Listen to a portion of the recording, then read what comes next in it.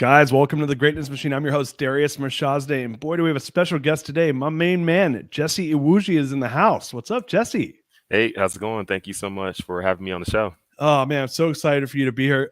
So first of all, I just want to do a little bit of housekeeping. For those of you that are new to the show, The Greatness Machine, we're about two things: people who are living their passions and those who are creating greatness in the world. And Jesse is neither short of passion nor greatness. So we're going to be talking about all that in just a second. Jesse, man, I want to get started by just kind of giving some background on how you and I know one another. Are you cool with that? Yeah, for sure. So I have a client, former guest on the show, Eddie Perez, and he is actually the sponsor for Jesse Iwuji's business, and we'll be talking about his business, which is a business. Business is the wrong word. I just butchered what you really did. It is a business. It is definitely a business. That's for sure. I wish it was all fun and games, but it is a business from start to finish.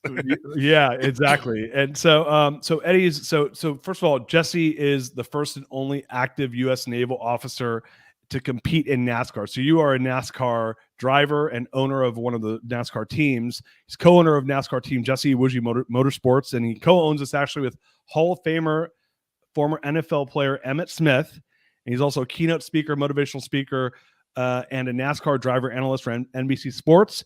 And he competes in the NASCAR Xfinity Series. So we're going to be talking about, man, like, first of all, that's a lot of stuff. And then secondly, it's like, how the hell do you even get into something like that, man? I would love to like take a step back, because I think you have such an amazing origin story from A, what I've heard, and B, what I've read. But like, take us back to, like, first of all, your family is an immigrant family. Is that correct? Yep, that's correct. So mine as well. And I think when you come from an immigrant family, it's like you got that immigrant work ethic. You're coming to a new country. Like, there's not a lot of optionality around like not making it. Like you got to either get after it and make it happen. But I'd love to hear your family's origin story and what really has led you into this world of NASCAR.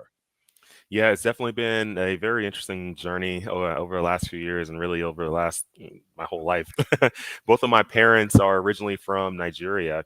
They both immigrated from Nigeria to the U.S. back in the 80s. My dad, he came over here first in the early 80s, around 1981 or so. When he was coming over, his dad told him, son, when you go over to the U.S., there's absolutely no excuse for failure.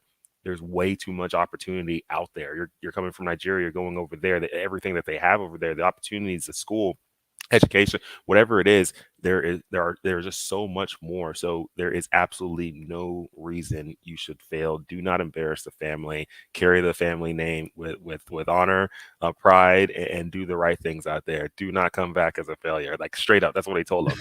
And it wasn't like, son, you're going away 5, 6, 7,000, how many ever thousand miles it is, and call us when you get there. We love you. We're gonna miss you. It's like, do not fail. Yeah, that's So, like low pressure. yeah, exactly. So he was like, Roger that. So he saved up some money, was able to make it over here. This is back when it was a little bit easier to immigrate around, and got out here and decided to settle in Dallas, Texas. He got his education, got his 4-year degree, went back, married my mom in Nigeria, brought her back here to the U.S. And when they started here in Dallas, they really didn't have much. My parents didn't have much money, but they were grinders. They knew how to work really, really hard. My mom, she didn't have much coming from Nigeria. When she got over here, she was a hotel maid to start her life here. My dad was working different jobs. He was working security, this and that. Eventually found some better jobs working at different schools in their multimedia departments. He mainly did kind of like the audiovisual side of things for a bunch of different schools, high schools, colleges, and so on. My mom knew that she didn't want to be a maid for life, and she decided to get her associate's degree, become a nurse, and then from there just grinded and grinded and grinded. She used to work bare minimum 12 hours a day, 7 days a week, every single day of the year as a nurse, while she had 4 kids, me, my 2 brothers, and my sister. My dad would work, a ton of hours too. They were grinding. Fortunately, in Nigeria, we have a very tight family. So my dad was able to bring my grandma over from Nigeria to the U.S. and have her take care of us while they were out grinding so they could provide and continue to build the life of the family. As we were going, I watched my parents grind and do this while my mom also was working that 12-hour, minimum 12 hours a day, every single day.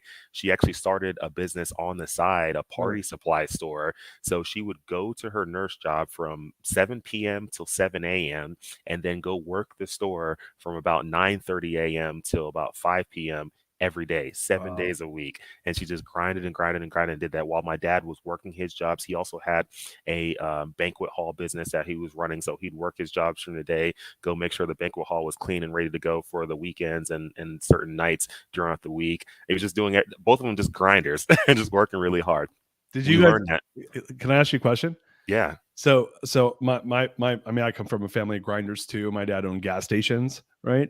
And so was it like a family affair where like you and your brothers and sisters were like, yeah, Oh yeah. Oh yeah, yeah. I That's knew how it it. is. That's how it is. And anyone who any foreigner who has parents who has any kind of business, they all know that the child labor is involved. Child labor is free labor, baby. It's Yeah, free labor. It is involved. when I was in fifth grade, I had to work for my dad for a summer, and Mhm. I was going in sixth grade, and I nailed him down. This is like summer of like 1989 or something like that. Yeah. And he agreed to a quarter an hour, which for the whole summer worked. I mean, dude, minimum wage back then was like $3 an hour.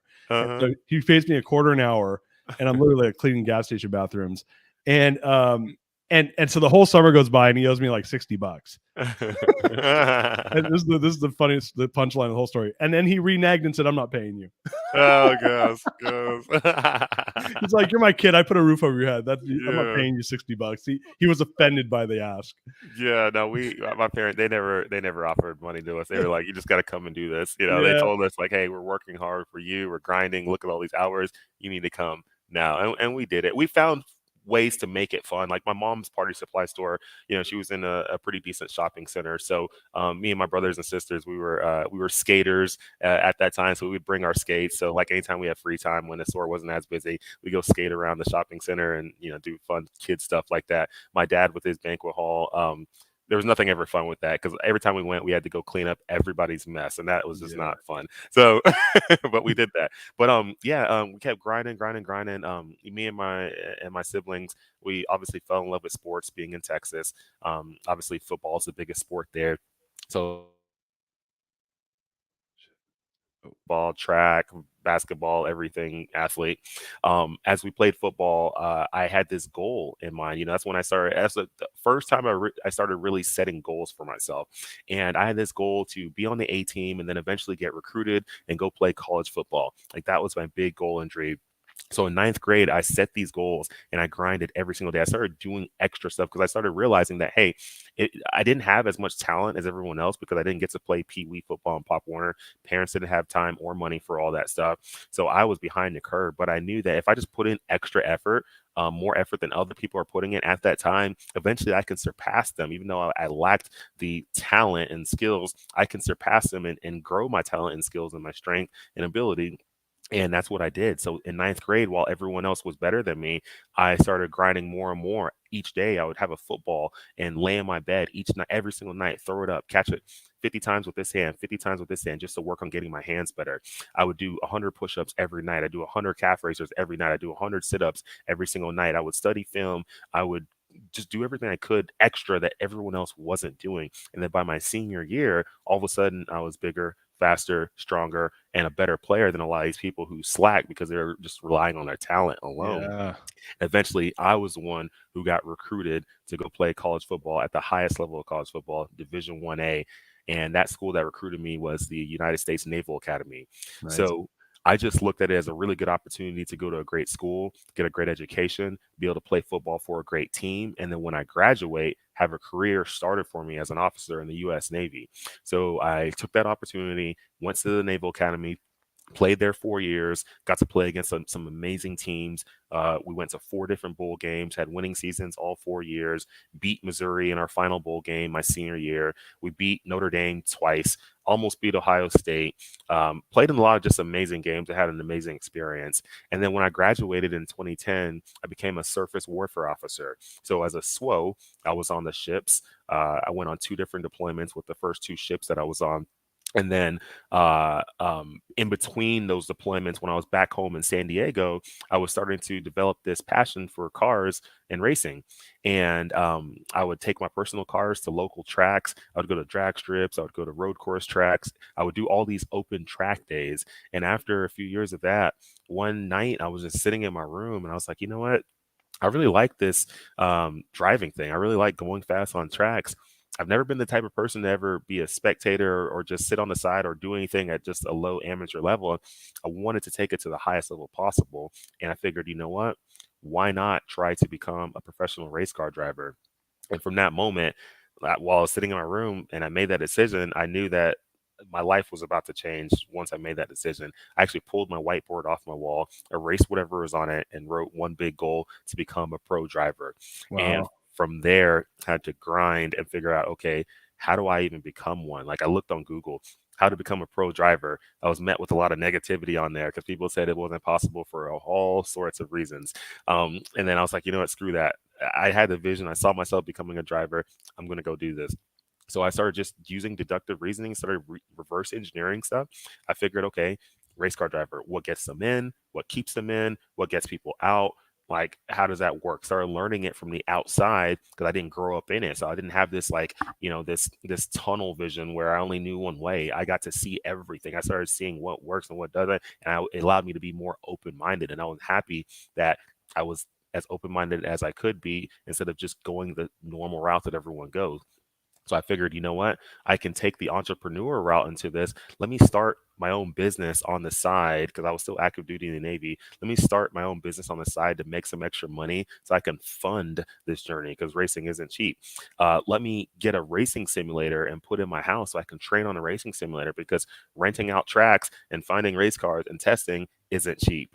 Let me learn marketing. Let me watch these different videos, learn from other people doing it well. Let me aggregate all this information and data so I can learn how to market myself because marketing is very important in the racing world. That's how you attract sponsors and businesses who want to be part of the journey. All these different things I was just trying to learn and teach myself basically the entire way and basically kind of took this entrepreneurship type route towards racing. And that's what allowed me to get in 2015 to start racing at the lowest level of NASCAR, which is like the NASCAR like late models, and those race at short tracks all around America every single week. And then from there, I started working my way up from that lower local series to the regional series, and then eventually the national series. Now I'm racing at the second highest level of NASCAR, the NASCAR Xfinity Series. But it's been a Wow. crazy journey, crazy grind, ups, downs, goods, bads. Many times where I thought like, oh my gosh, this is it, this is over, like nothing else is going to happen. But when you initially have that vision in your head and you see the end, it's not ever over. The only time it's over is when you quit. There's always a way as long as you stay strong enough, long enough. So I'm gonna rewind. I have two questions for you. First of all, going back into that moment when you started for fun driving your personal cars on tracks. Well, first of all, what kind of car did you have that you were Yeah. racing with? Yeah, no, I had a Corvette Z06, and I would take it on track days. And this is, there's a lot of people out there who go street racing and doing all that craziness. I didn't want to do that. That one, it's not safe. Two, you put a lot of people's lives at risk, and it's just a lot of, if something bad happens, you could get people killed that don't deserve to be killed.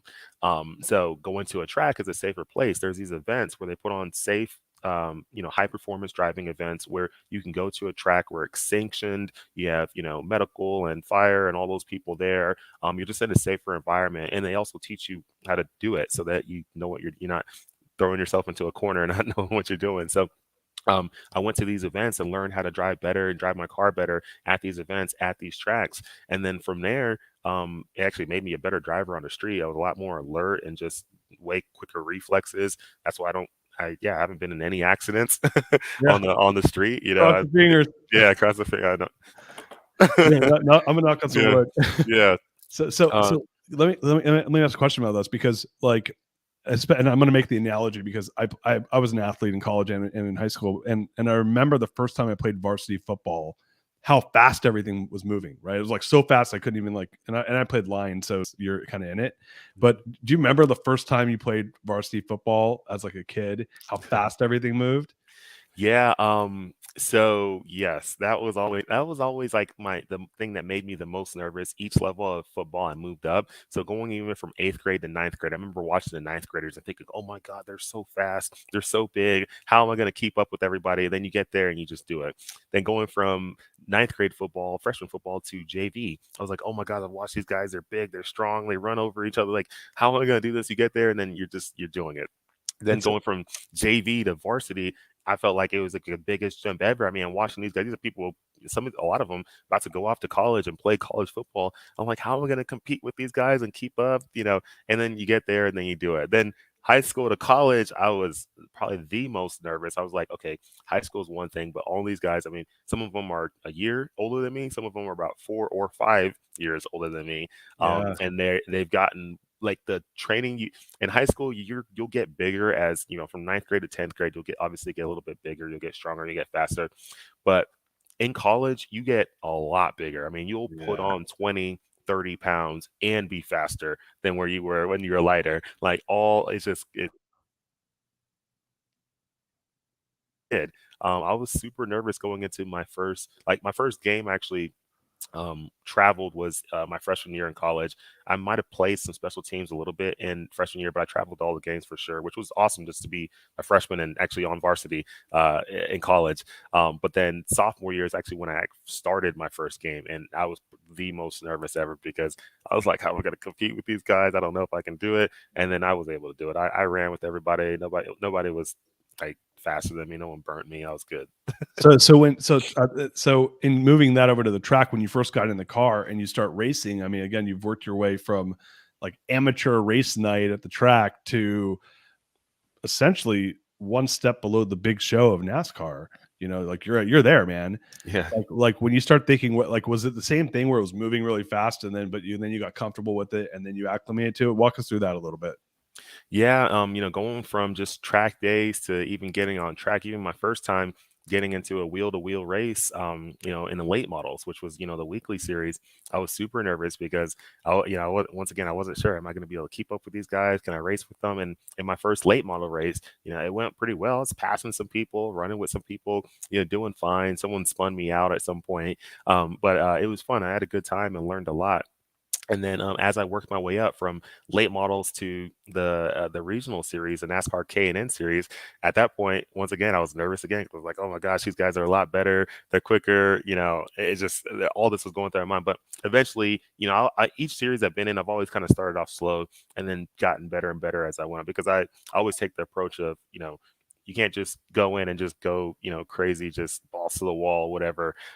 And it can end up bad. So I Right. always take a slower approach where I just let me come in, let me learn, let me slowly get better and better and better, and not come in and just make a mess of myself. Because some people do that. They come in and they try to light the world on fire, and it could quickly slow down your progress a lot.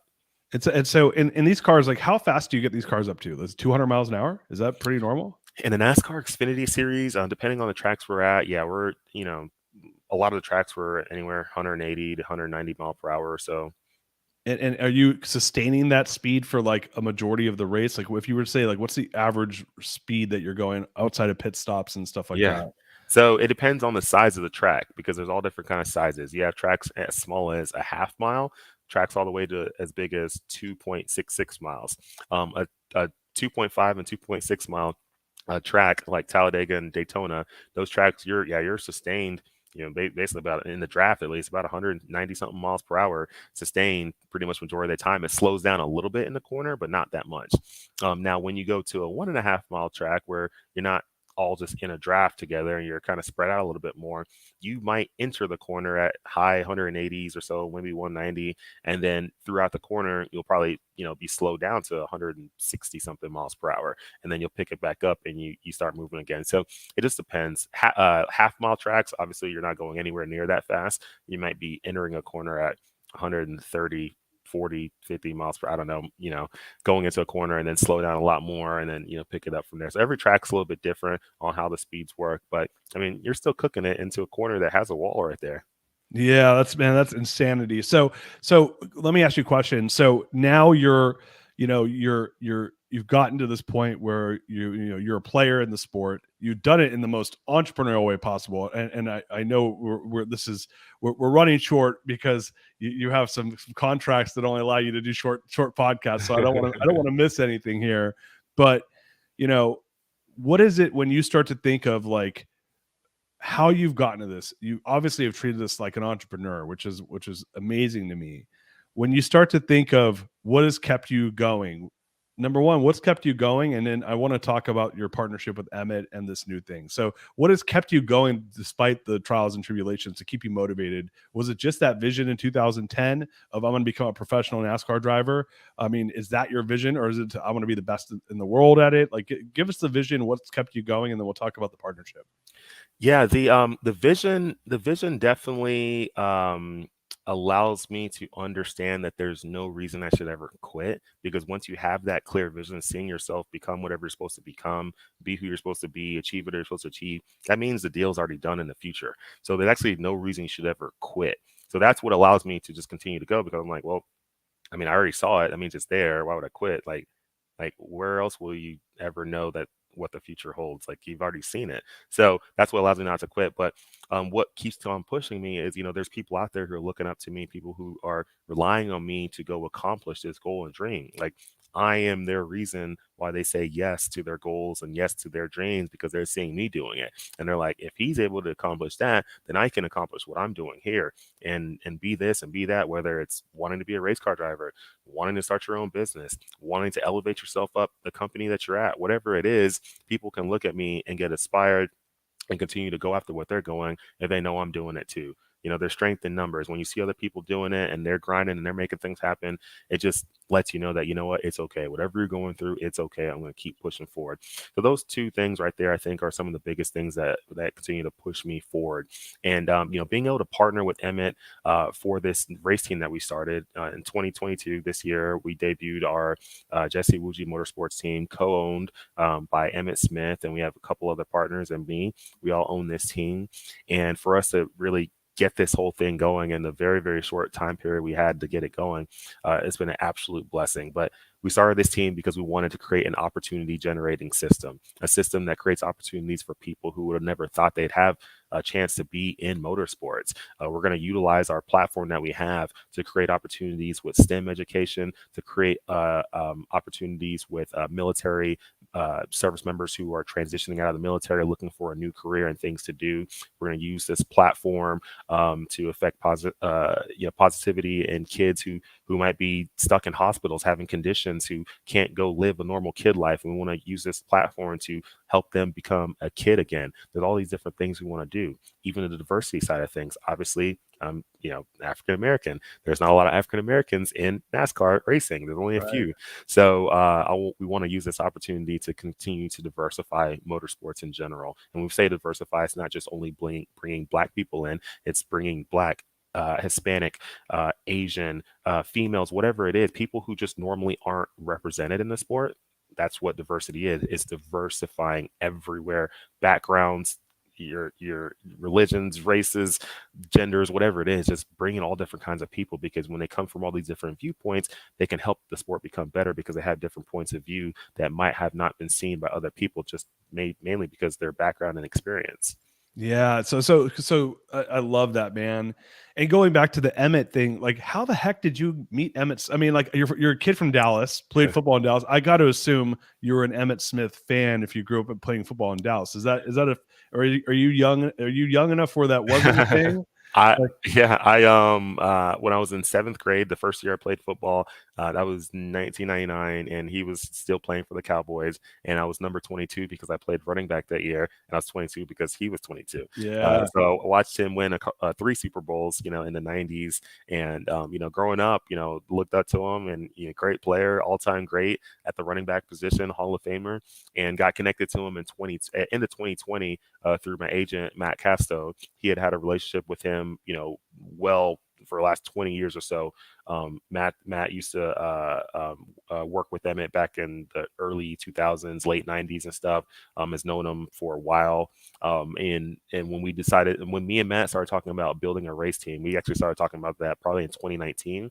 And then in 2020, we started getting a little bit more serious about those talks, but we didn't want to do it all alone. We figured if we can bring in someone who has great wisdom, knowledge, is a great business person, someone who's had success in the sports world, let's bring someone like that on board who can help elevate this team. And we figured, you know what? Emmitt is the right person. Matt already had ties to him, and he felt that Emmitt was going to be on board with our mission, which Emmitt was. It didn't take much convincing, and now we're here with our new race team, and Emmitt Smith is one of our co-owners, and it's been incredible having him.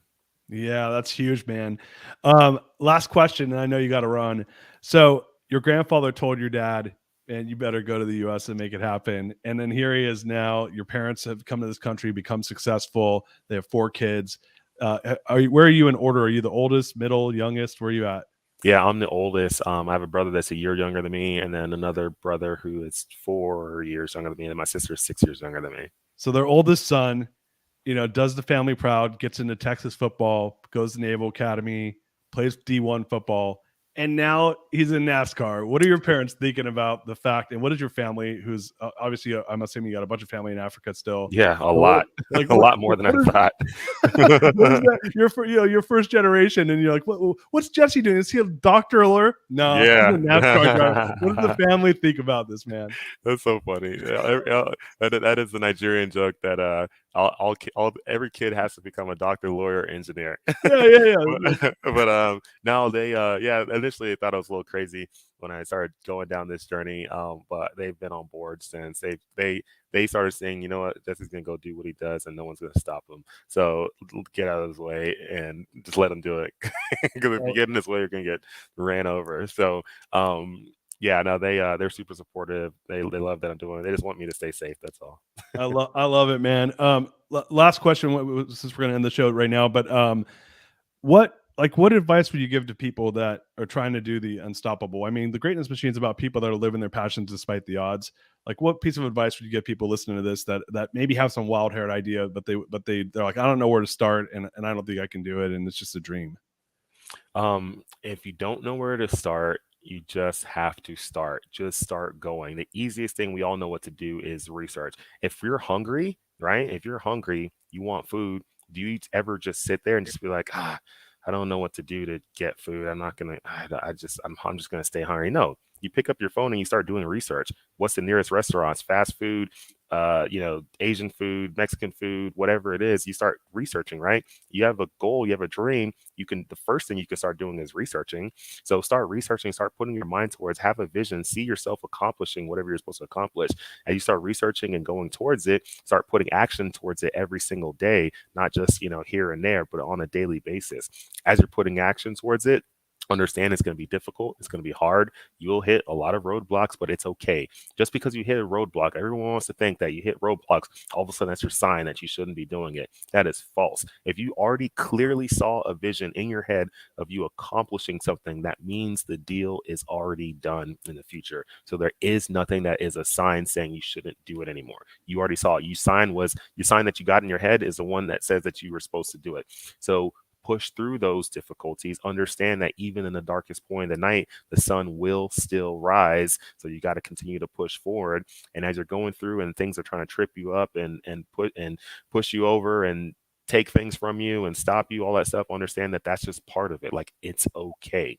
Other people won't believe in your journey. The reason why is because they weren't given that same vision. So even if your parents, your loved ones, your brother, your sister, your friends, whatever, if they say that you can't do something for whatever reason, doesn't mean that it's true. They were not given that vision. So if they can't see it for you, you have to see it for yourself. So if you just take all that in and you just continue to grind for it every day, you can accomplish anything you want in life, because it all starts with mindset. Don't focus on all those 5-step, 10-step processes, whatever it is. Or, there's a lot of gurus out there who say, yeah, do these things, you'll become a millionaire. At the end of the day, you can't do anything in life unless this is right. The mindset has to be right. You got to have the vision, be ready to put the relentless action in, be strong enough to take the beating that you're going to take the whole way. And then while you're taking the beating, you had the faith the entire time that the initial vision you had is still correct. You do all that, then you're going to be unstoppable, and you can actually go accomplish whatever you want in life. Man, I can't wait to watch you continue to set the world on fire, and I can't wait to see you standing on top of the podium, Jesse.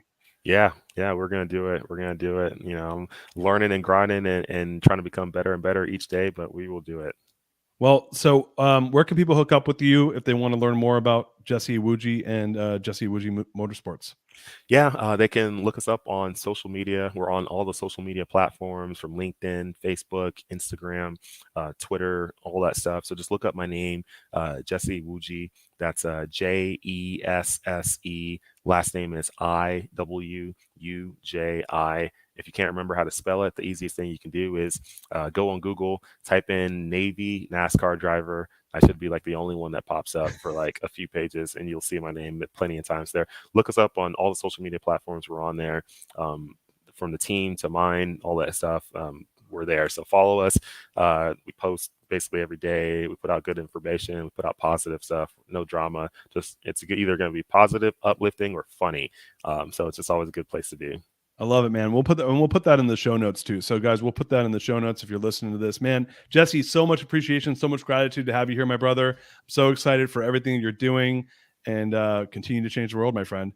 Thank you so much for having me on the show. All right, brother. Peace out, everybody. We'll talk to you guys soon. Love you. We out.